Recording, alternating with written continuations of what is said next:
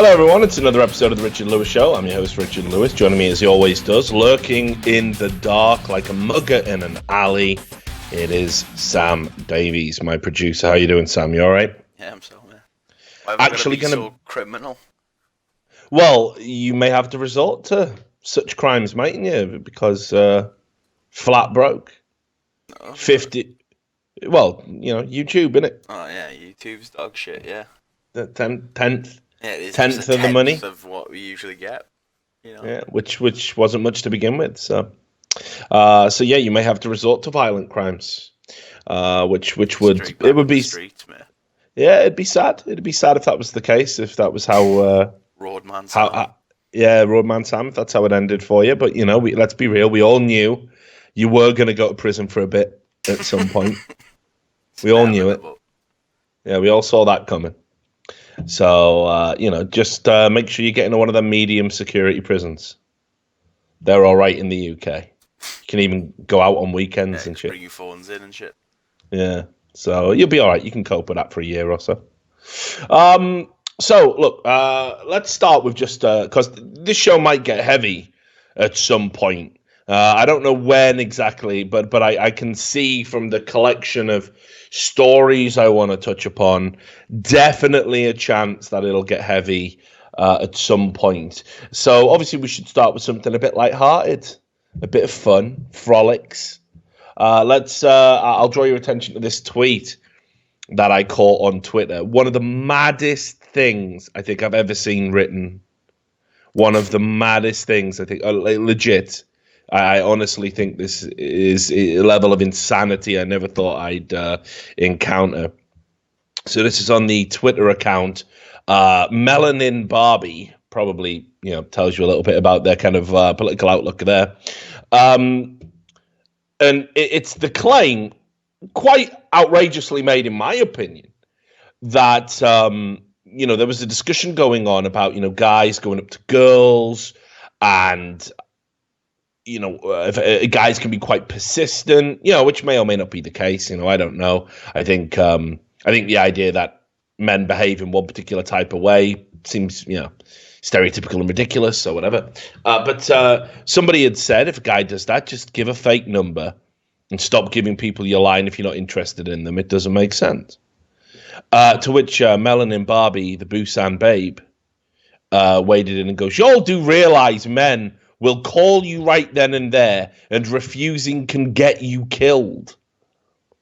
Y'all don't get how dangerous men are. So, I mean, I've never heard of this happening before, Sam. Like, I've just never heard of it happening to anyone. Oh, that, somebody got killed over handing out a phone number that was fake. I don't think that's ever happened. But Melanin's mind, mate.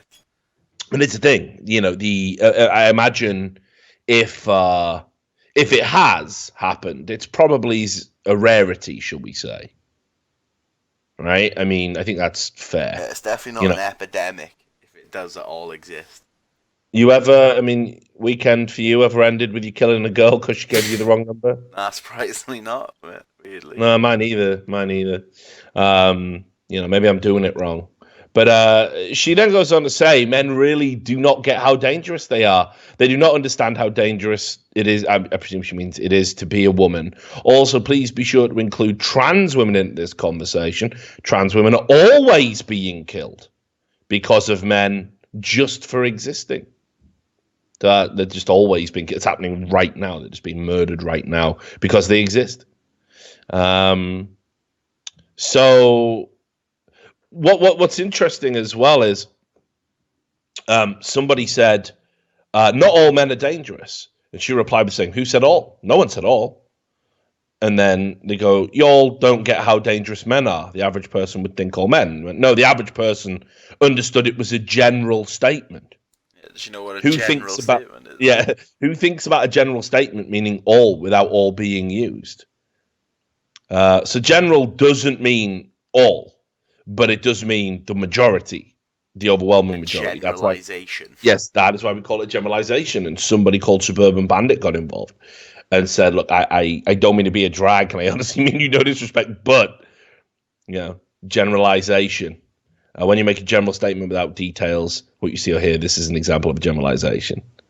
So she didn't really explain, her viewpoint is, particularly well. She didn't elaborate on it. Apparently, men just kill women all of the time for not getting their phone numbers or for existing. She even followed up a tweet here saying a man just pushed a woman onto train tracks because he was upset.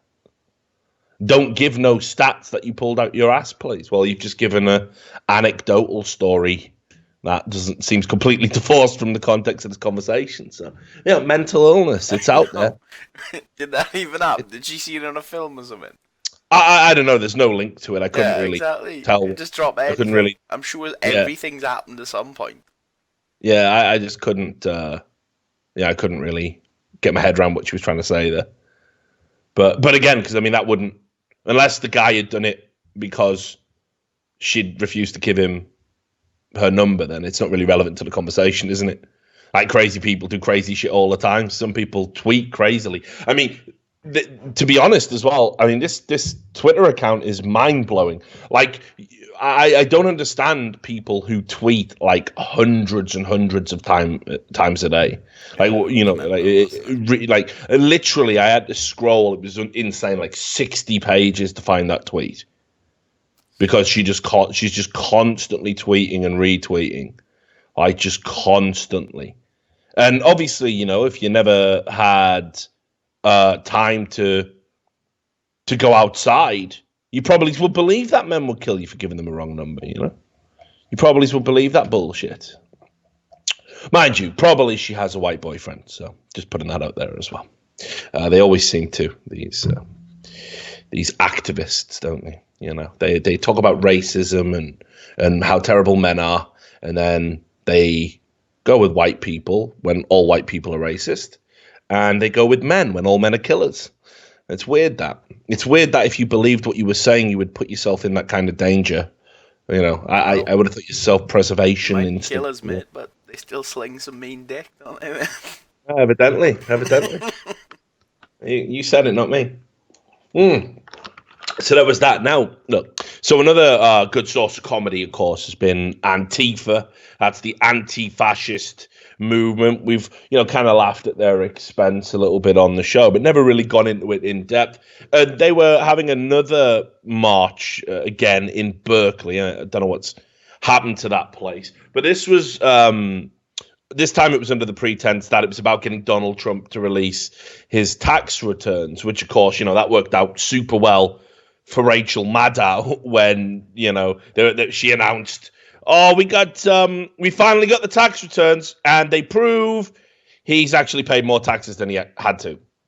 Cool. So a lot of leftists have been going after Donald Trump on the tax returns. Obviously, he's got another set that need to come out.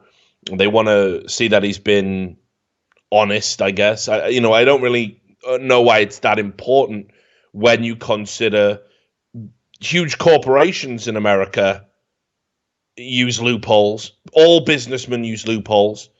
The I'm with her crowd didn't seem to have a problem with Hillary Clinton making millions in dollars of speeches to banks and special interest groups and corporations. No one had any issues with this and whether all this was legit and above board. No one seemed to have any issues with charitable donations to the Clinton Foundation in exchange for what appeared to be a decision she made as Secretary of State. This was all documented. Nobody seemed to care about that, which seems odd to me. Seems that that's a thing I'd be, if I cared about corruption, that's the kind of focus I would be on. But apparently Donald Trump's tax returns like the holy fucking grail.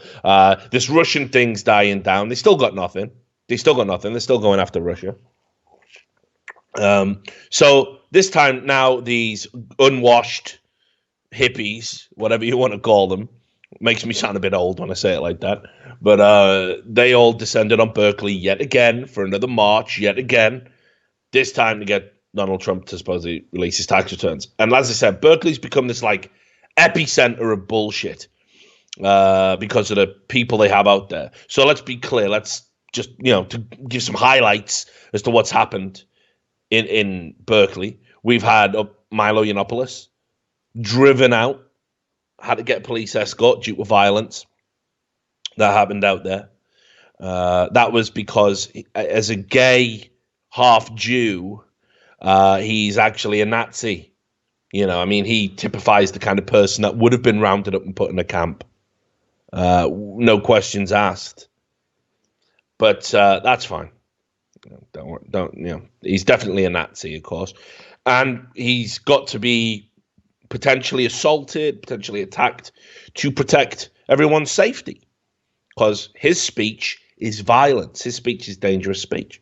We also saw a woman with a "Let's Make Bitcoin Great Again" hat, pepper sprayed. We've seen people who fall to the floor, beaten by masked guys with sticks.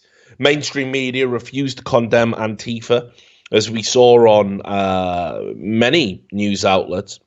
But on CNN in particular, there was a spokesperson on there saying, "Oh, if you ask me, these masked people were kind of false flags. This was a fake operation. They were infiltrators, agitators, designed to create trouble."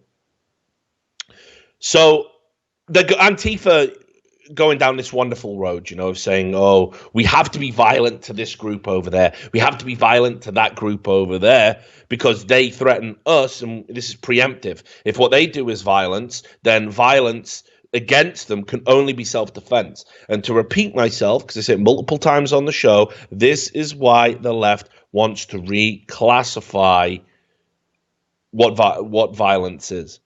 This is why the left wants words to be violence.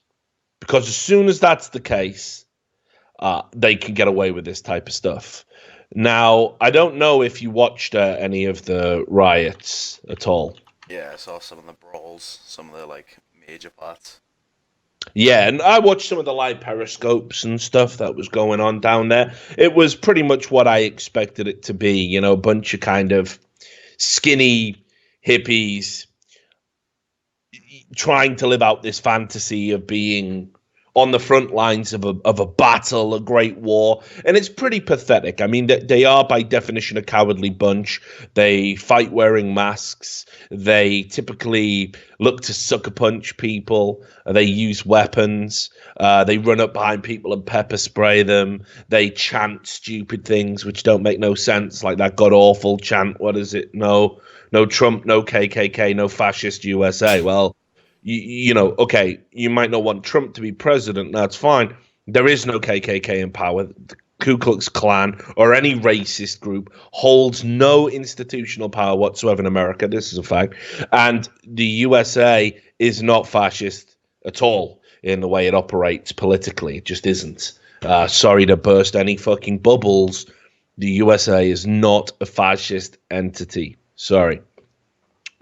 So I watched a lot of this, and of course, one person came away as being the talking point, kind of an encapsulation of everything that's stupid about Antifa. And it was this girl who, because we've got the best fucking nicknames, of course, was Moldy. She became known as Moldylocks. It was this dreadlock girl who got punched in the face. Now, we've got the video of it.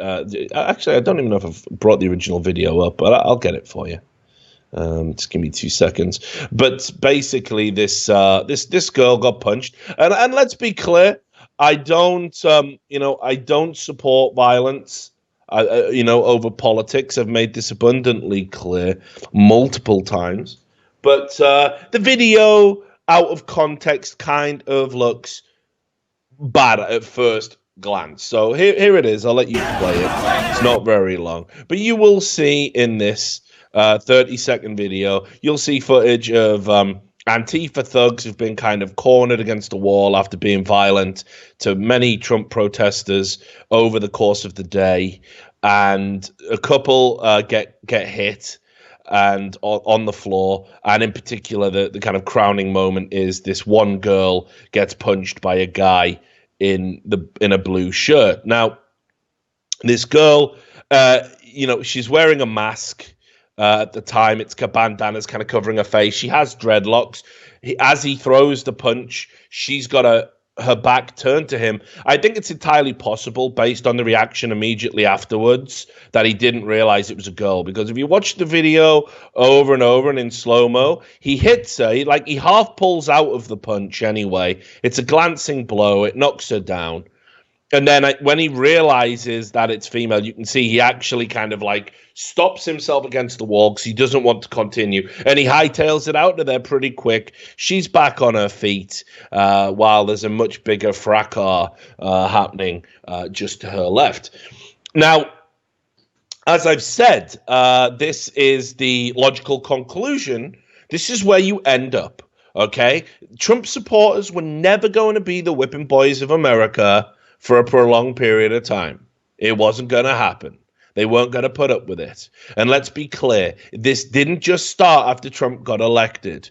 In the build-up to this election, Trump supporters were routinely assaulted. And I mean routinely. It was a frighteningly regular experience. That's not exaggeration. The media might have tried to obfuscate that fact by saying, oh, Trump's rallies are violent. Of course, we ignore the James O'Keefe videos where he had people associated with Democratic parties and worked for groups affiliated with the Democratic Party saying we paid mentally ill agitators to go to these events and cause trouble. That all got ignored because apparently James O'Keefe can't be trusted because he certainly played fast and loose with journalistic ethics in the past, so those videos get discounted. But this went on all through the election. You know, kids at school assaulted for saying in mock elections that they would vote for Trump. People assaulted for wearing Make America Great Again hats. It was par for the course. I mean, Sam, again, you know these stories happened, right? You saw them. Yeah, we covered most of them. Yeah. Well, as many as we could get in, for sure. And again, it was dangerous. I knew people around where I lived who said they were Trump supporters, but like they could never wear clothes saying they supported Trump. They just simply couldn't, because there was a chance in cosmopolitan areas they might get assaulted, that they would be treated like racists in predominantly black neighborhoods, even though they weren't racist at all. So they created, the left, this environment of violence. And as long as the violence was working for them and the Trump supporters were being meek little lambs, and putting up with it and putting up with being assaulted, the left was like, no, we actually have to do this. We've got a right to do this. And after Trump got elected and we had the inauguration debacle, well, again, let's be clear what Antifa achieved. They destroyed hundreds of thousands of dollars of public property. They prevented good, honest citizens from going to work. They burnt an immigrant limousine, which was actually a significant portion of Trump supporters raised money for him to get a replacement. And, of course, they punched Richard Spencer and made a big song and dance about how it's okay to punch Nazis. You saw all these weaklings, these little manlets that have been professional journalists all their lives, that went to colleges like Berkeley and all these other places, haven't worked a day in their lives, lived a day in their lives, but think because, they edited the university magazine that they somehow did some hard, heavy lifting in their time. And now all of a sudden they all see themselves as Indiana Jones in some cuckoo delusional fantasy. And the mainstream media said it is okay to punch Nazis. That was the conclusion. Now, it gets problematic because everybody was labeled a Nazi. If you supported Trump in any way, shape, or form, even if it was simply because you didn't want to vote for Hillary, you're a Nazi now by extension. So when you start saying it's okay to punch Nazis, that is a broad spectrum of people that you are allowed to physically punch. And so it continued. Riot after riot after riot from the left, with Antifa disruptors in amongst them, attacking Trump supporters. We saw what happened with Based Stickman, as he became known, the meme. This is a Trump supporter who, when cornered and threatened by Antifa, he defended himself by using a stick. A flagpole, no less, and he sure did snap it over some Antifa bitch's head. Yes, he did. Yes, he did, because he was surrounded by Antifa guys and was being rushed, and he got arrested and it was dismissed The charges were dismissed, and I don't know anybody who wouldn't have reacted the same way they did. They had to start donning. You'll notice now you have to start donning gas masks because Antifa are coming with, I guess, for want of a better word, chemical weapons. You know, like that's what pepper spray and mustard gas and whatever fucking bullshit they're spraying in your eyes. That's what this is. You know, it's a very mild form of it. But if you're going to show your support for the president, I think it's a reasonable expectation that you should think to yourself, I'm not going to get gas today. I'm not going to have to breathe in tear gas, CS gas, pepper spray. I shouldn't have to deal with that. But that's what Antifa's been doing. No condemnation at all from anyone. Now we have this video of Moldylocks getting a dig to the face. And it's weird because I would have thought the left, being as clever as they are and coming from all the smart Ivy League schools that they do, I would have thought they'd have enough wherewithal to realize that you have said for months it is okay to punch your political opponents. That is what you have said. That is the environment you have fostered. And yet, incredibly, when it happens to them, they go on a press offensive and try and make this girl out to be a victim. So I'll give you this. This is actually an interview that was on CBS. I've seen some edited videos of this, okay? So this is pretty long. It's 8 minutes, right? But I think in the interests of showing that we're not editing or changing anything, because some people have kind of cherry-picked stuff, and I'm always dubious about quotes out of context as a journalist. We're going to play the full interview, and you can listen to her words about what happened. Keep in mind, you've just seen the video footage of what happened. This is her account.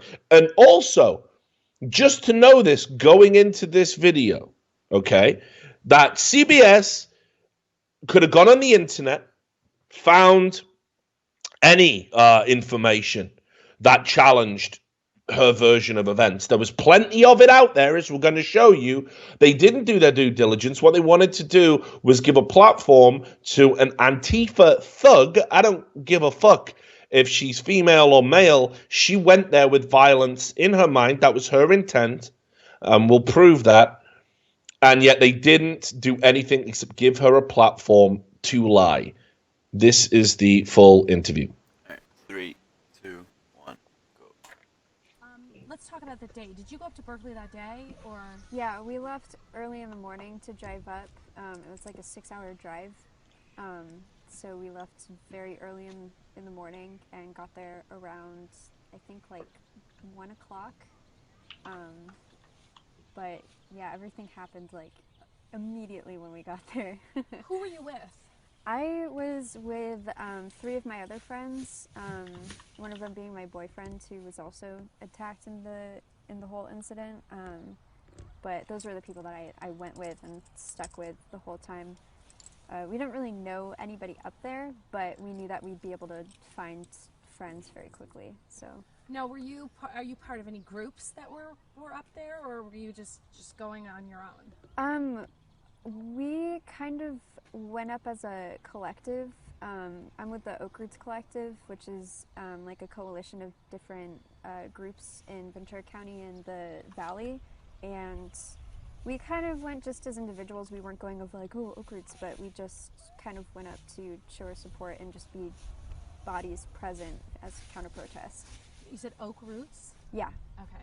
And that's like, what kind of, you said a bunch of different groups. Yeah, the Oak Roots Collective is a umbrella collective for a bunch of smaller collectives that are local to different counties that are around here. We're an anarchist Antifa collective. Okay. So you got up there. How soon after, like, what happened? You immediately saw a group of protesters and you just joined the protest? Yeah, we followed the helicopters that were up ahead. We knew that it was at the MLK Civic Center Park. So we just kind of parked close with our GPS and just walked towards where the helicopters were. And obviously immediately you could hear the commotion and everything. You saw the crowds down the street, so we were like, oh, we're here. But yeah, things got really intense very, very quickly. And what do you mean by that? What happened? Well, we probably weren't even there for like 20 minutes before we got rushed and the whole attack happened. Describe that. Describe what happened. What do you remember? So basically what happened, it all happened really fast, but a smoke bomb went off in the area where the white nationalists and the neo-Nazis were, and everybody was just kind of like confused like what was happening because it filled like the whole intersection. But they took the opportunity and they just started rushing and started attacking people on the other side. And so me and my friends were fleeing, and as we were running away, I lost most of my friends, but I was trying to find just follow my boyfriend, who suddenly just disappeared, and I couldn't see where he was. And the next thing I knew, I'm like trying to just like block myself away from different people who were like pushing me and just like attacking other people. And I was just trying to get out of where I was because I was in a really like cornered spot. But he disappeared because he got ganged up on by like 7 different people at once.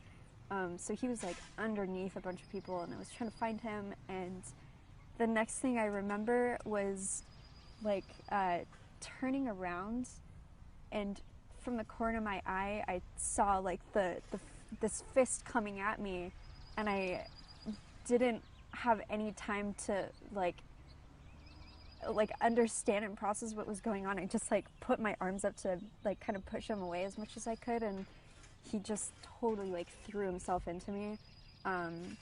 He punched me like right on the bridge of my nose, which it kind of cut it a little bit, but it's already kind of healed. But I got thrown down. I'm pretty sure he just ran. He fled. I got right back up. I was punched twice more by 2 other people. People kept trying to throw me down to hit my head on the rocks that were in the planter. And I was really just trying not to get my skull cracked open. But they kept throwing me down, and the last thing that happened was someone came up, and it's crazy because I made eye contact with him as he was running up to me, and he grabbed me by like my shoulders like this, and he started kneeing my forehead a bunch of times. But I kind of just tried to struggle away, and I like tried to get him off me, and they all just kind of ran. They fled. It was like quick hit and runs, and it was over. Was it all men? Yeah. Describe what that was like emotionally. There was no time for emotion. In that moment, I was just terrified. I didn't have any time to process really what was happening. All I knew was I was trying to find my boyfriend, and I was trying not to get hit. I was just like, holy crap, there's so much going on. I'm trying to protect myself, like just trying to get out of there. I just had that instinctual like flee feeling to get out of there. Did you worry that you were going to be seriously hurt? Yeah, totally. I mean, even when it was happening, I realized, I knew that they were like trying to crack my skull open on the curb and on the rocks in the planter. So I was like understanding that much, but it really seemed like they were trying to hurt me as much as they could. So yeah. Were there any words exchanged with you and these people prior to the attack? Did you feel like it was just completely random and unprovoked? On me, definitely. I think the whole rush was basically unprovoked. I think the smoke bomb happened, and they just were kind of like, charge! We're gonna be like some army raid thing. And so they just charged, and I was actually on the sidelines. I was watching, taking pictures, and that was my other thing I was concerned about, was my camera. It's my baby. But I didn't exchange any words with anybody. I was just standing there. What did you do immediately afterwards? Once I'm assuming you finally got up? Is that what you were able to do? Yeah, I finally got up because they left. Like, they were actively pushing me down, and I, like, every time I went to get up, I felt like I was being thrown down. But the second that I was up and like, okay, oh God, and I like kind of got myself, I couldn't really see well either because there was like pepper, like mace in my eyes. So my eyes were really stinging, but I immediately went to look for my partner he was like right a couple yards away from me, and his face was just drenched in blood, and his pants and his shirt were like covered in blood. And so of course, like, nothing about me hurt anymore, and I was like, oh, let me help you, and medic, trying to make sure he was okay, because he looked pretty gnarly. So what'd you guys do then? Did the cops come, or? No, I honestly, I didn't see any police until way later in the whole thing. There was no police present when the smoke bomb went off. There was no police around, and I really didn't. There wasn't anybody so far. Did you guys file a report or anything? No. We were honestly just trying to be okay and make sure that we were taking care of ourselves first, and we were just wanting to get home too. Back to Thousand Oaks? Yeah. So after that, did you? Right, so there you go. You've heard her, views on the whole thing there. Wildly inconsistent to all the other information that is out there. I mean, just lots of delusion and some unintentionally hilarious lines, which we'll get out the way first, where she says she was worried about her camera. This is an anarcho-capitalist, is it? You're worried about your personal possessions. It just shows what a bunch of little overprivileged babies they are. Oh, my camera's my baby, my pride and joy. And I took it to an anti-fascist march and I didn't want it to get broken.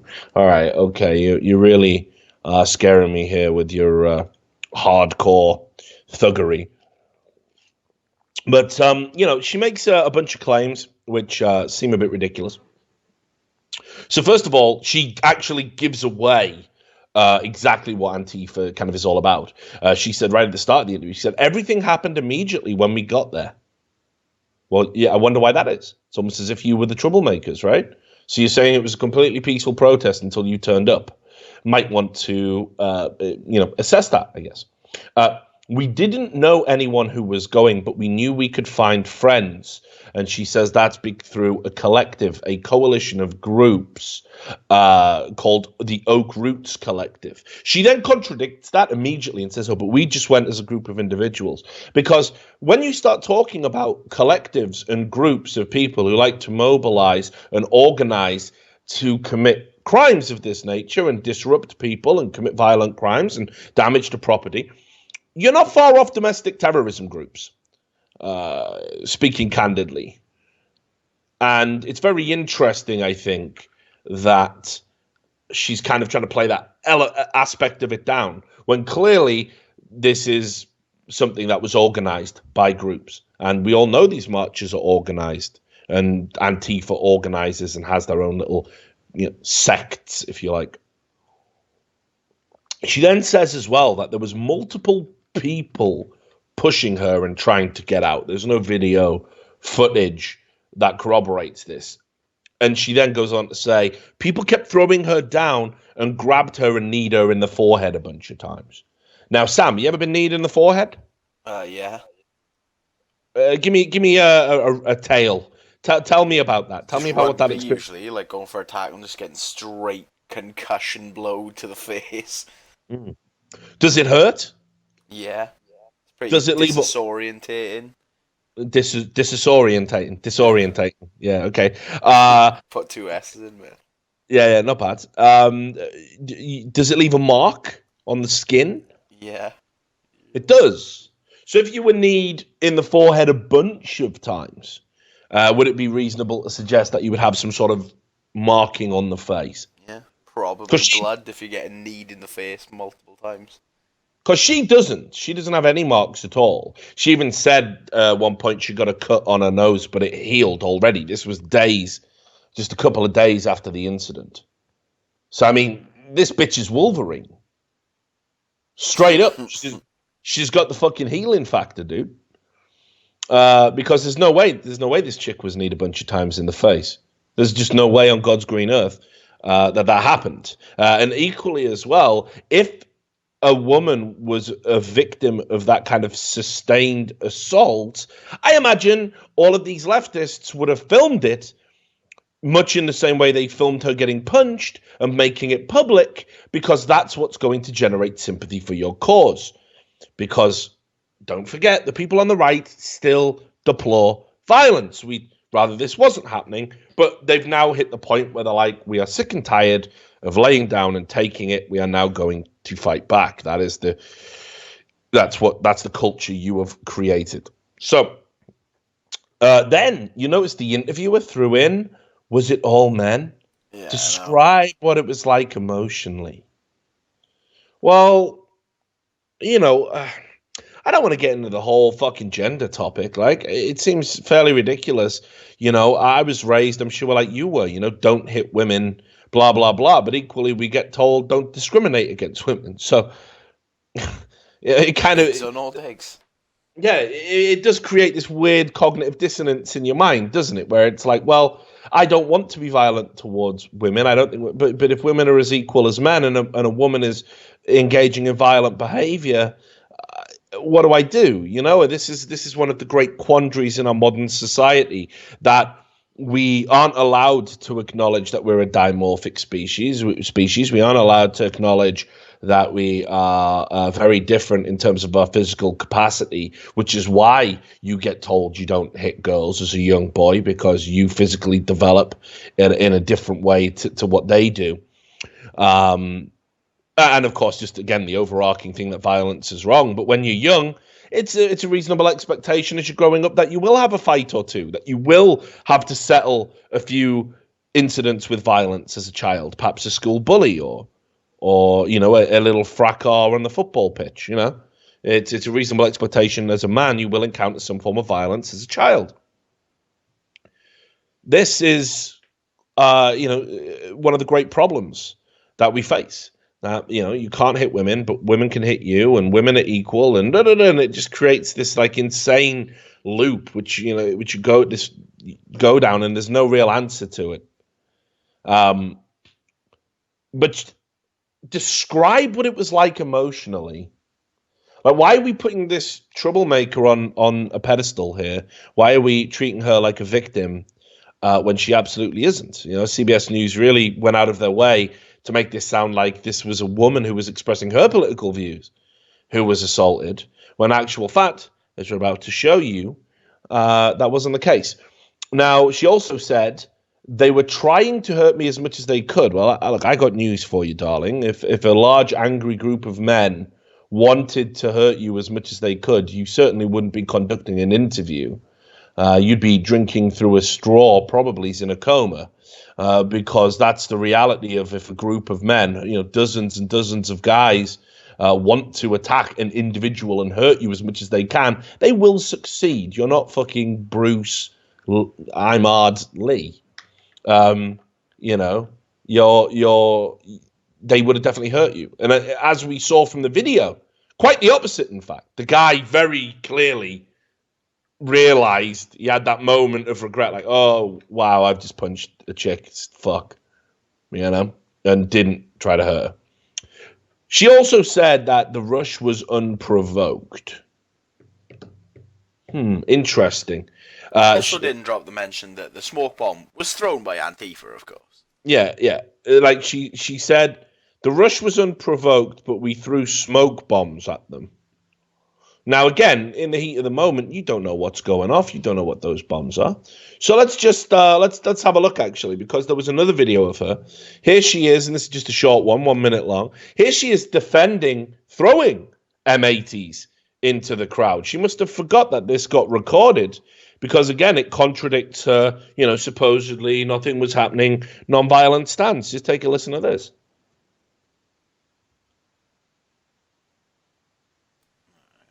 Buffer, come on YouTube. So during the fighting, there was about 7 M80s thrown into the crowd from the Antifa side. One of them landed next to an old woman who fell down trying to get away from it. I'm wondering if you or I know you don't speak for the entire group, but do you condemn the throwing of fireworks at people? Well, the revolution isn't fucking easy. I mean, I got kneed in the face, pepper sprayed in the eye, and some guy tried hitting my head against a rock. And he was wearing a fucking Make America Great Again hat. So I guess that's sort of what we're trying to defend ourselves against. These people are coming in and they're trying to take away our rights, and they're passing legislation to take away our rights, and we're here to tell them that that's not fucking okay. They're here trying to posture up and say, oh look, we're so big and powerful, look at our movement, and we're telling them, no, you're not fucking welcome here. So you heard her view on it. A revolution isn't fucking easy. She also repeats these outlandish claims that she was kneed in the head, punched in the face, and pepper sprayed in the eyes. Not one mark on her, not even a red eye. Let me tell you, when you're pepper sprayed, I've been on the receiving end of pepper spray, not direct, but just downwind, and it's pretty fucking potent. It is potent. That shit will stay on you for a long time. If she got pepper sprayed in the eyes, she would have red, irritated skin around the eyes for days. She is lying. Like a lot of Antifa, she is a fantasist. And there is no doubt beyond this. We could ask any credible medical expert, and they'll tell you there's no way she was pepper sprayed in the eyes. There's just no way. That shit lasts. It hurts. It's not cool. Interestingly enough, Sam, we talked about some of the rolling coverage there, and there was that guy who said, this guy downed a pint of milk and then charged into battle again, trying to make up that milk is a white supremacist thing. Well, it's interesting because there were people carrying milk at the event, at the rally, and it's got nothing to do with white supremacy, of course. Milk. There's this myth out there that milk is the best thing to clean out pepper spray with.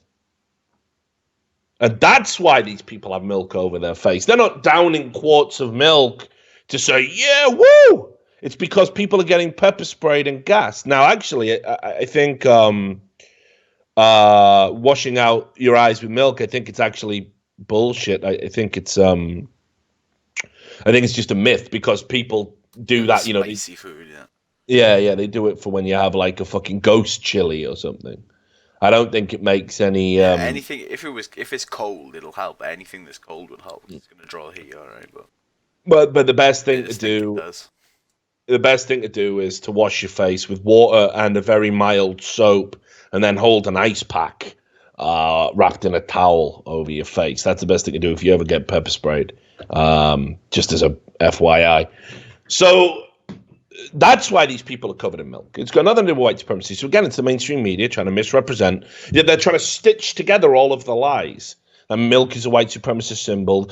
Trump supporters are carrying milk. Therefore, Trump supporters are white supremacists. They're having to carry milk because people like Moldylocks is rocking up and throwing fucking, pepper spray and smoke bombs and all sorts of other shit into your fucking eyes for simply standing on a street corner saying we support our president. So she tried to portray herself as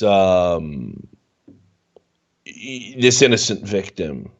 Right, so let's take a look at the shit that she was espousing before, she went up there. So this is from her Facebook page because obviously she got tracked down very quickly. This is the thing: if you want to be a fucking icon for a movement, people are going to dig into your shit. I don't want to break it to you. It's not, people go, oh, it's doxing. Oh, it's doxing. No, you've made yourself a public figure. Now you're fair fucking game. Welcome to the jungle. That's just unfortunately how it is.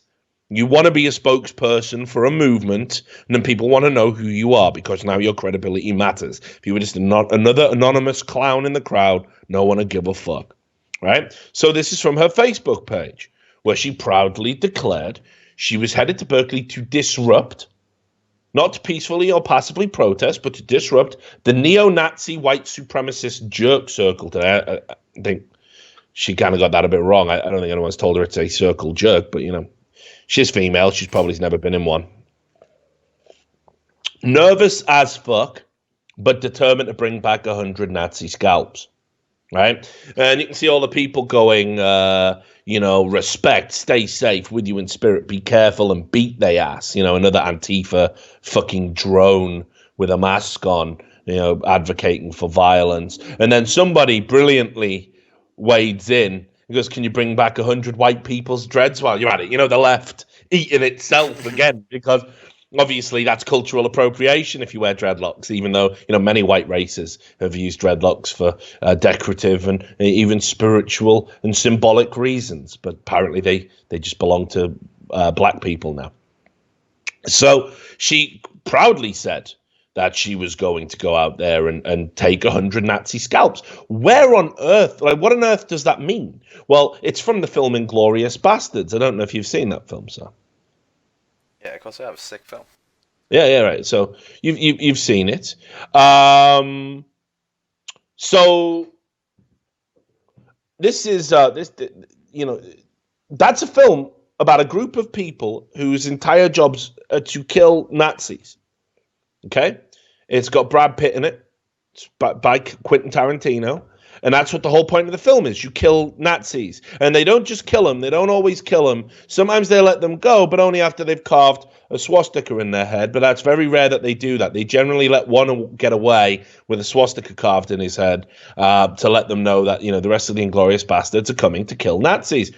After they've killed them, they scalp them. They cut their you know, tops of their hairline off to the bone, to the skull, and carry them around as trophies.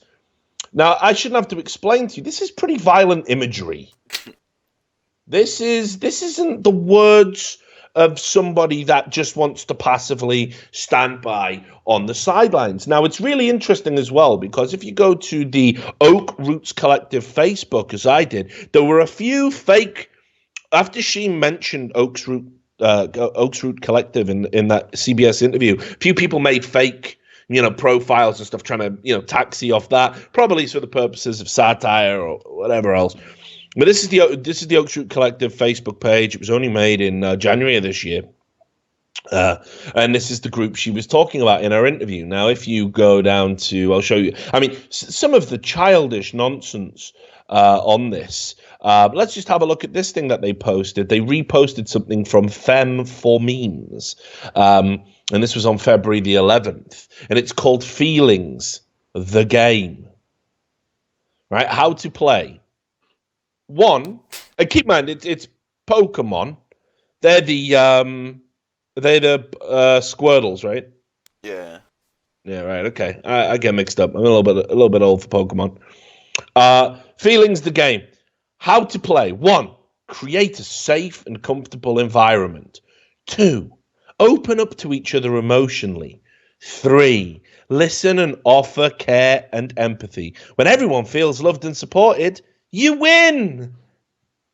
Right? So this is your Antifa collective here. You can see there's a few negative pictures of Trump. Once again, they refer to some fucking anime bullshit. I mean, this is the level that they're at. But this one was interesting. On March 27th, the Oak Roots Collective published some photos saying this is our very own ICE agent. Made his first debut this afternoon at the Cesar Chavez March for Justice in Mission Hills, despite loosing his pants a little during the march. I mean, that's technically correct if they're loose. Maybe they meant losing, but maybe loosing his pants a little. I suppose it's right. Yeah, he was very popular and maybe even got some show time on the news. Viva la Revolucion.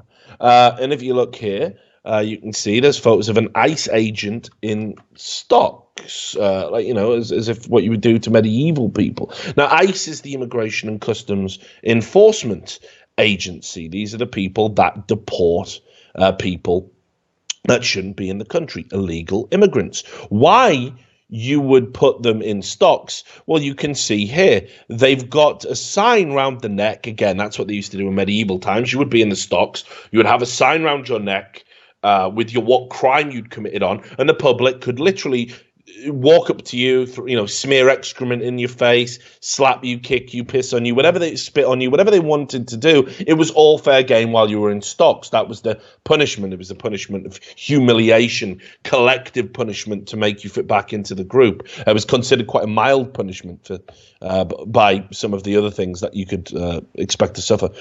So ICE is guilty of domestic terrorism and kidnapping for deporting people that don't belong in the country. Maybe kidnapping at a stretch if you genuinely believe the fucked up, insane rhetoric that you pipe out. Domestic terrorism? I mean, forget the amount of news stories we've had lately that, again, have been glossed over in the news because it doesn't fit this narrative. Now, look, I'm going to say this. Not all illegal immigrants are going to commit crimes, all right? I get that, right? As in, they've already committed a crime by coming into the country, but they're not necessarily going to commit further crimes. We all know crimes exist on a spectrum. Just because you shoplift doesn't mean you're going to be a murderer. And a lot of people, economic migrants, who come to America illegally, are doing so because they need to make money, they need work, and they're willing to work incredibly cheap, and corporations exploit this, and construction companies exploit this. They have undocumented illegals, they're told how to get, all the false credentials they need to be able to work, and so they can send money back home to their people. These people aren't a danger to you. They just want to go about their lives. I understand that. I'm not saying they're all evil, but the fact remains that they are illegal immigrants. They are in the country illegally, and as a result of that, they're prevented from contributing to society because they can't be on the books, and they're also going to take things out of the system. Collectively, it's a very tricky and thorny issue, but I think we can all agree that the bottom line is these people did come here illegally. Any sovereign country, any government is right in sending those people back and saying, look, there's a proper procedure here. I don't see that as a hate crime. All right, I don't see that as kidnapping or domestic terrorism or anything else. It gets even more complicated, right? Because there was a story last month. I don't know if you heard about this one. Fox News ran with it because, of course, they did. And I'm not saying that there isn't an element of glee in their reporting, because it ties in some of the things that they believe on a wider basis. But this is still a fact, all right? These are facts. And this story didn't get wide coverage. It was the story about a 14-year-old girl in Maryland who was raped by two males, one of whom, at least, I didn't follow the story through its logical conclusion, but I know one was in the country as an illegal immigrant. And this is a really brutal rape. I mean, you can see Fox, this is what I mean when I talk about gleeful reporting. They spare no details here. Violently raped, sodomized, and made to perform oral sex in a campus bathroom stall by two males, 17 and 18. She was 14. The victim was 14. So how do you say to the family, of that girl, this guy shouldn't have been in the country. He was here illegally. But not all illegal immigrants are going to do this. So, because there is that tiny percentage, and this is what it all comes down to again. Are we willing, right? Are we willing to stop mild wrongdoing because it's kind of unfair and maybe a little bit inhumane, but by stopping that mild wrongdoing, we definitely stop things like this from happening? Or do we accept that this kind of grotesque, horrific crime is the price we pay for being a little bit more humane as it is sold to us by the left? I don't know what the answer to that is. I don't know what the right answer is. I know that 14-year-old girl has suffered an ordeal no one should have to suffer. I know one of the perpetrators, at least, shouldn't have been in the country, shouldn't have been able to enact that. And I can't help but feel that when you take a flippant stance on illegal immigration, you do open the doors to this kind of extreme crime. Now, that isn't to say I want people violently deported. I want families torn apart from people who've been over here for 10, 15 years illegally and not done anything wrong in their life beyond entering the country as an illegal. That's a very different case. There needs to be some sort of contextual sensitivity. I'd even be for amnesties, which have happened in the past. But we've really got to get a handle on whether or not we think illegal immigration is wrong. I'm of the opinion, as somebody that's here in America, having gone through a very long, convoluted, difficult, and stressful process to be here, I do believe in that system. I believe that's what keeps citizens safe. I'm happy to be scrutinized in the same way any of these people are, because I believe that's the right of a country to dictate. But maybe some people disagree with me. But this is the reality that we're up against. So anyway, this Oak Roots Collective seems to think that ICE is guilty of crimes, whereas, of course, if ICE is doing their job, crimes like that don't get to happen. Now, they go on. You can see here, if you scroll right up, they start to defend. This is in the aftermath of what happened. So they relish that on April 17th. Moldylocks is in the fucking front and center of the news and mentions the Oak Roots Collective, because now their little Facebook page and little group of overprivileged, spoiled white brats gets a bit more attention. So you can see they publish these garbage blogs, victim of alt-right attacks at Berkeley Trump rally speaks out. She wasn't a victim. She was an agitator. California State Stanislaus investigates white supremacist student seen punching woman during Berkeley Trump protest. And then, this is where it gets interesting, April 18th, they say the alt-right has resorted to photoshopping bottles into screenshots of her, right? Flimsy straw lies. And you can see, look, this was one of the photos that was doing the rounds. And she's carrying a large bottle. It looks like a red wine bottle, of a cheap red wine, but it could also be a bottle of Jameson's. Now, interestingly enough, again, I'm no prude when it comes to drinking. I like to drink myself. Do got to question whether you're in your right mind or not if you go to a fucking protest and you're getting liquored up. Why would there be any alcohol bottles there at all? Now, they claim that this is Photoshop, but interestingly enough, there was a video out there, and you can see it here. It's 38 seconds. I'll let you do the honors again, Sam. It certainly appears to me, that she's holding something that looks very much like a bottle in this video. You can see the masked anarchist woman ready to throw a glass bottle when she was punched in the face. She runs around the back while the man runs around the front to punch her again.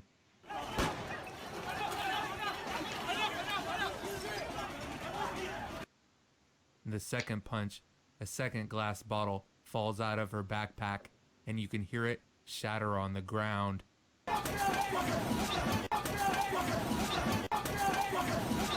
How many bottles had she been throwing?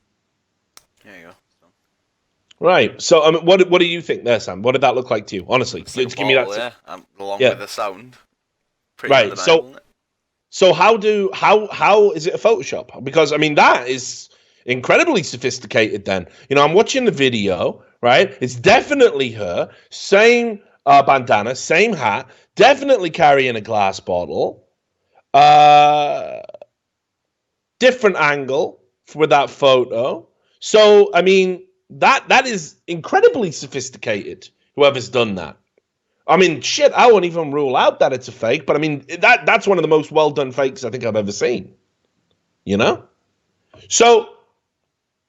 That's your innocent victim there. That's your innocent victim. That's your face of Antifa. Now I'm going to show you something incredibly sad, Sam. Right.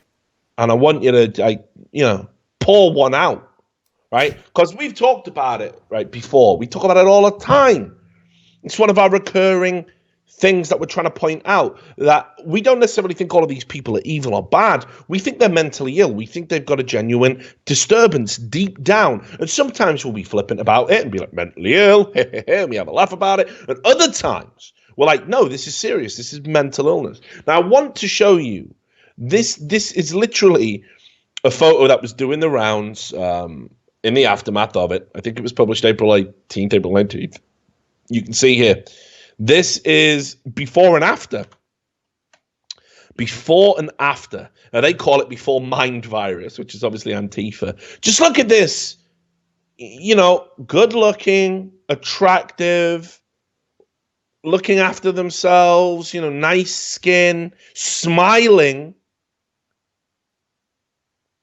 This is what she looked like. Then socialism occurs, and anti-fascism occurs, and communism occurs, and anarcho-capitalism occurs. She gets to college and just falls in with this disgusting crowd of lunatics, all pumped up by professors, and then look at what she's become. It's garbage. Now, here's the other thing. Sam, prepare yourself, brother. You remember when we did that, that professor who had a fucking meltdown? We did the story there. I'm a professor. Oh. That one. And she'd done lobster porn. You remember? Yeah. Right. Well, this chick. No. And we can't show it, mate. Why? Because it's too much. The picture. There's a picture going around. And look, understand. It's not censorable. Nah, definitely not. Alright. Because she's having a spread in it. So even if you put this up, it still suggests it. Anyway, so look, here's the thing. I think this really sucks because I've seen how destructive it can be. You know, people do porn. You don't know the context of why they're doing porn. You know, it might be literally a last resort to pay some bills. They might have a medical emergency. They've got to raise some money. They might be trying to help their families. They might just want to do some fucking porn. I don't think what you do, it should dictate the rest of your life, and I think some things should be private. And I do think it's a little bit unacceptable when people's private lives get spilled out into the public domain. But this is the problem. Again, once you become a public person, it comes back to that fair game bullshit, and it's very hard. You know, if I'd done a porn movie, it'd be out by now, Sam, and I'd have to live with the indignity of it. You know, or maybe I think my porn would be pretty good actually, but you know. I'd have to live with that. I'd have to live with the fact that everyone would see me, you know, going at it, right? That's just the nature of the beast. You know, like all those guys who've accidentally fapped on stream, right? You ain't getting away from that. Someone's downloaded that video, and every time you read, what about the amazing atheist sticking bananas up his arsehole? You know what I mean? That's outrageous. Yeah, you know, it's you're stuck with that now, right? This is why never send a dick pic, Sam. I hope you've never sent a dick pic to anyone. No, never. Esports age, no. Never, dude. I don't care how much they beg for it. Never. Because someone will get in that cloud, and before you know it, the salmoning is happening on Reddit, mate. Right? I just straight up so anyway, admit to that point. She did a type of porn that's very specific. Yeah. She getting shit. So I don't even know if I can say the website. Well, yeah, we probably shouldn't give him a plug, mate. No, but the name of the website is The Reveal. Alright, okay. Yeah, why not? Fuck it. Alright, so... yeah, I might have to, mate. So anyway, she had taken part in pornography under the name Venus Rosie Alma, and she did a particular type of porn, which ties in with her unwashed, dreadlocked look. And that was, she did really hairy pussy porn. Why though? Why is that the thing? And it was on a website called ATK Hairy. Why ATK? Have a look. You can dig into that, mate. I'll carry on. So anyway, she's done performances, you know, where she's using toys. She likes pain in the porn, and she's been in 3 movies and has published over 1,200 explicit images, which all revolve around, predominantly revolve around having big, hairy pussies. Now, that's the thing. I don't make this up. That was what she was doing. Now, again, some people like that kind of stuff. That's cool. I'm all about choice, and I'm definitely all about her right to do that. But, this is what came out in the aftermath of all of this, nonsense. And it does make you wonder, doesn't it? Right? It does make you wonder about people's, stability levels, and, it's a tough one. It's a tough one for me. And obviously, she wants to be a photographer. That's the thing she really wanted to do, apparently. And she used to do wedding photography, But quickly, do hairy weddings or something mental. I'll only do your wedding if you're half werewolf. So the hairy photographer, man. Right? No, but here's what I'm saying. There's this actual really tragic kind of downward spiral because people found out about her and did this biography, And that was that, she wanted to be a photographer. She used to do wedding photographs. I think it was in 2015. By 2016, she's getting arrested for theft, doing porn on the reg, and is in Antifa, Also, her boyfriend apparently operates under the name Tony Hooligan.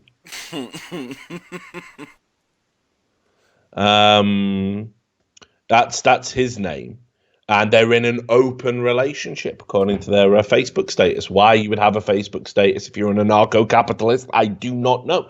So again, it just goes to show you that damaged goods, mate.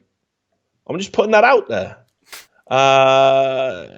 These people, I think, have got issues that run deeper than what they're really talking about, what they're really protesting about. That's my opinion. Now, back to the Oak Roots Collective just momentarily. They tried to deflect away on her behalf for, because of the violence she had, advocated for by quoting Inglourious Bastards. And they were like, they put up on their Facebook page, does no one remember the glorious quotes from Inglourious Bastards? And it's like, well, that doesn't necessarily... If you advocate for violence using a film quotation, that doesn't make it less of an advocation of violence, does it? That's insane to even try and suggest that. It's just a quote from a movie. If I said, say hello to my little friend, and then kicked you in the fucking face, no one goes, oh, he's just doing Scarface, you know what I mean? Obviously, I'm advocating for violence, in that context. A bit ridiculous. So that was the Oakland Roots Collective. Now, we'll get into just a few of the little things, then we'll move on to another topic, and then we'll get the fuck out of here. Because I want to show you the real face of Antifa. It's not fucking Moldylocks. It's definitely not Moldylocks. Antifa are cowards. These people don't even have the courage for their convictions. They're too scared to publicly present who they are. Trump supporters, whatever you think of them, march on the streets with their visage completely out there. Nothing to be ashamed of, because ultimately they're not doing anything wrong. You see, the police are out there. They don't, the riot gear guys might get a mask up, but they've still got their divisional numbers, and they're all identifiable if you wanted to issue a police complaint. The only anonymous part of this fucking three-way clusterfuck is Antifa. And they fight and try and maintain their anonymity. And whenever it's exposed, they cry about it and say, well, we've got a right to privacy. I think once you start roaming around the streets committing criminal acts, I think almost, your right to privacy, there's a debate about there. There's a discussion, isn't there? And I think the discussion goes something like this. Are you committing violent crimes? Are you a danger to the public? If yes, I kind of feel that you should be outed and stopped. That's my opinion. So let me show you what Antifa's really like. just in case you haven't been paying attention to all the other examples we put out on this show. This is a really violent and cowardly crime that took place at another recent march at Berkeley. I think this was actually at the same march that Moldylocks was at. And while she was getting blanket coverage in the mainstream media as being a victim of violent crime, this individual in this video, you won't find him being interviewed on CBS. You won't find him being interviewed in any of the major mainstream outlets like MSNBC or anything like that. They would rather pretend that this isn't happening. They are trying to pretend that Antifa is a peaceful movement. They're not. They are violent, they are thugs, and they are cowards.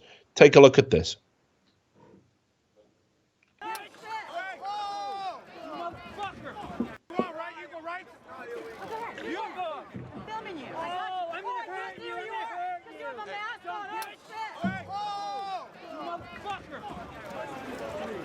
Oh shit, he's bleeding. Yo.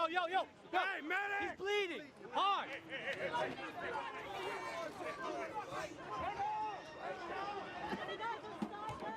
So you saw that, right? Right, that is a guy getting smashed over the head with a U-lock, which unbelievably heavy. I've had a few knocks to the head myself. You can see I've got a bunch of scars all around here. That is fucking unreal. And nobody wants to pick up that story. That guy literally is, I mean, he's fucked. He's bleeding. And you just snuck up, sucker punched. What was the guy doing even? He was on his knees. It looked like he was trying to stop a fight. Yeah. That's Antifa. And if you ever want to know why people are starting to fight back, it's because of that. Because these little fucking bitches on the side of Antifa, who continually get their ass kicked for the most part whenever they try and square up to people, this is what they do. They just want to have that little moment. Somewhere, the person that did that right now is boasting to all of his white, privileged, wealthy friends about how he punched a Nazi. And they're all high-fiving each other while drinking Pims. You know, they're laughing at good, honest people. They're laughing about how they don't get arrested. They're laughing about how they don't even really suffer the consequences of their actions, because I've still yet to see an Antifa person get beaten brutally to the same degree that the people who are just simply supporting their president get. Show me. If I'm wrong, show me. Because I want to be right. Okay? And I believe this is accurate, what I'm saying right now. That is an overwhelming amount of violence coming out of Antifa, and the mainstream media don't want to touch it with a 10-foot pole, because unfortunately they might have to start analyzing, shit, did we hype these people up? Did we publish all those articles saying it was okay to punch Nazis? Did we actually kick this hornet's nest and then write about how great it was that the hornets had been released to sting thousands of innocent people? Because that's what the mainstream media did. Interestingly enough, let me see if I can find this for you.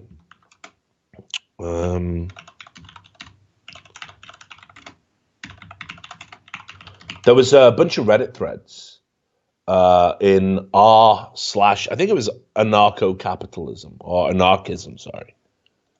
And they made posts saying that they were embarrassed at how badly they got beaten up at these riots. And they were calling for combat lessons and saying we need to mobilize and get stronger and get better. These guys are just better than us. What can we do? So now, again, just keep in mind, Reddit's stance is, you're not allowed to advocate for violence on the platform. You're not allowed to harass people. I apparently harass people by calling people morons. So I know they've got a real low bar for what constitutes harassment, yet they are allowing a group of people on a subreddit on their platform literally organize violent protests and call for violence and call for combat lessons. So they're fine with that. Apparently bash the fash is fine on Reddit. It's A-okay if you want to say that. So that's the nature of the beast. Now, also as well, recently they've been called LARPers. People are mocking them and saying that they're all LARPers, that they're just living out a fantasy. And you're like, well, no, they are actually committing real acts of violence. But here's what's interesting: this is how fucked Berkeley is as a place. Like, seriously, this is like, it needs to be quarantined. And we need to send people in to fix this, because Berkeley is they've lost their fucking minds collectively. The police, okay, we all know, and this has been reported in multiple outlets again.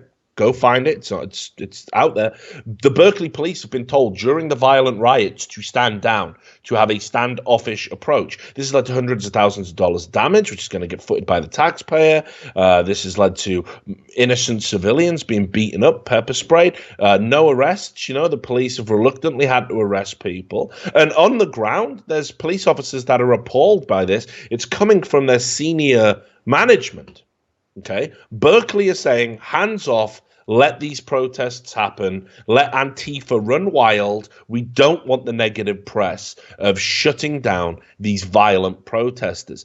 It's incredible. But here's something that's more incredible. This is genuine. I couldn't believe it when I got sent this. This will blow your fucking mind. It will blow your mind. Sam, this is going to blow your mind. Prepare. Have your mind, right? Take your mind. Yeah, I'm ready. Put it in a box, padlock it, just get ready, because it's about to blow. This is the Berkeley Police Department, right, on the City of Berkeley, right, website here, and the Berkeley Police, and this is about event planning. It's an event planning checklist, and they call protests events, okay? And this is, and the Berkeley Police Department on this website have said the Berkeley Police and City of Berkeley want to facilitate the safe expression of constitutionally protected speech, unless it's like Milo Yiannopoulos or anyone like that. We want to work in partnership with you to hold a safe and peaceful event. The following items are things that we recommend you do to ensure a safe event. This is the police publishing a checklist of what Antifa protesters should do to be compliant with the law. Make sure you fill in the correct forms for your protest. Make sure you file them at the recreation department. Say what the purpose of protest is. Say what date and time it is. Say the location, say the route, say how many people are going to attend. Give us the name of an organizing person or group. The police have their information. This isn't the mind-blowing part. We're going to get to that. But these people are being told you have to file the correct paperwork to have your protests. And yet we've got all this footage of violence, all this footage of people being agitated, M80s being thrown into a crowd, and the police have the name of the organizers, the leaders of these groups. Where are the arrests? Why haven't they swooped down? You know who they are. They say, how do we identify and contact organizers at the events? Let us know your hats, shirts, and armbands. What will you be wearing? Will you have mobile phones? This is it, Sam. We're coming. Do you want symbolic arrests?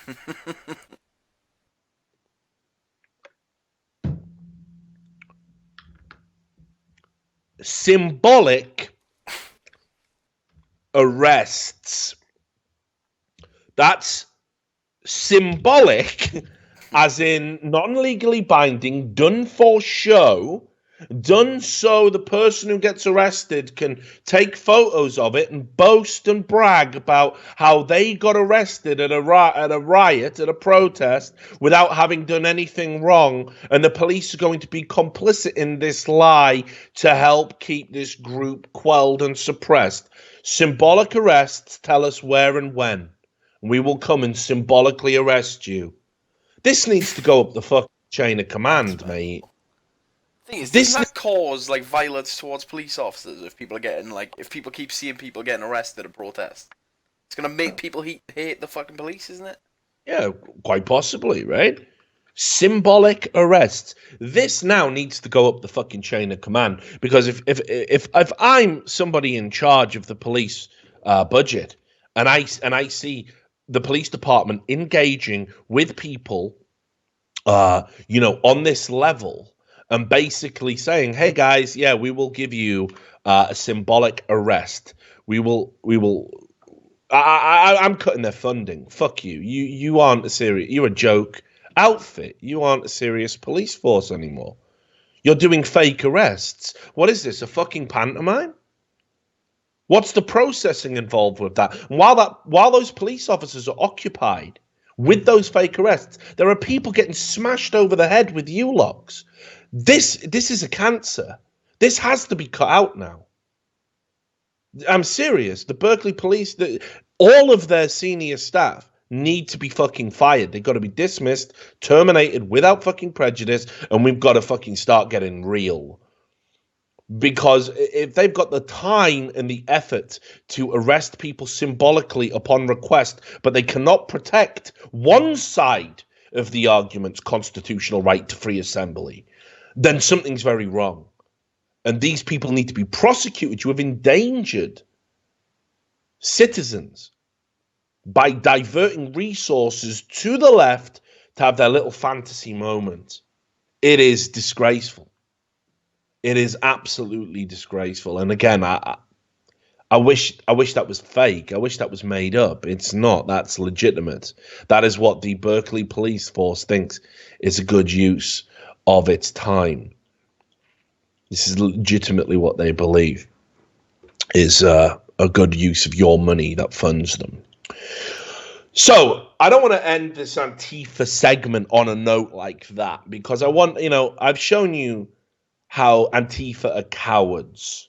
All right, Antifa are cowards, they are thugs, they are morons, and because they're rich little white kids having their little moment, they've got the support of the police, the support of the university, the support of the authorities. Meanwhile, good, honest, tax-paying citizens have to tolerate and endure their shit, and they get constantly smeared in the mainstream media as the bad guys.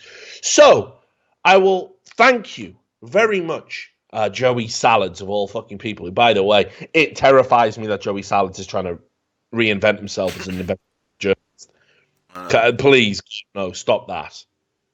Just don't, Joey. Go back to the fake pranks, please, mate. But Joey Salads actually went undercover at the Berkeley riots, protests, whatever you want to call them. And he filmed for me what is the quintessential look at Antifa.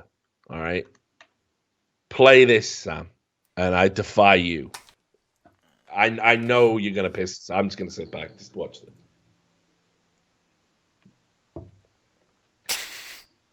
What are they doing, mate? Why they just both kick from the same side, the retards? How have they figured that out? If you both kick from the same side, they both come off. What is he doing, mate?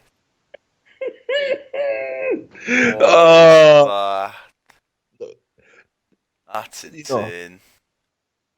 Sign outwits two Antifa thugs. Like, it's why are they trying to kick you from the opposite sides? It's mad, isn't it, mate? Mentally ill. Oh, it's crazy, brother. It's crazy. We live in a crazy world. So there you go. So that is the tale of Moldylocks and Antifa. How long has the show been, actually? It's been like 90 minutes. Something like that, yeah. So I know we wanted to do a slightly shorter one because you wanted to go out and get fucked up, didn't you? Yeah. All right then. Well, I guess turns out the show was all about Antifa. We won't do anything else.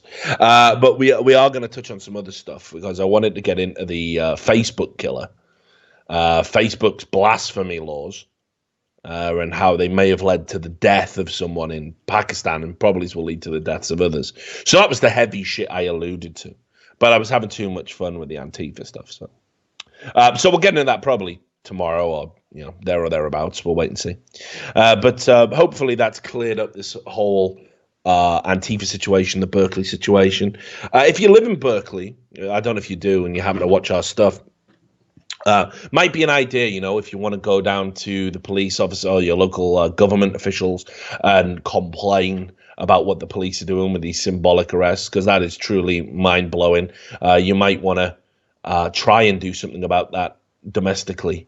I don't know if, I think it's too far gone at this place. I think the T virus is taking hold, but we'll wait and see.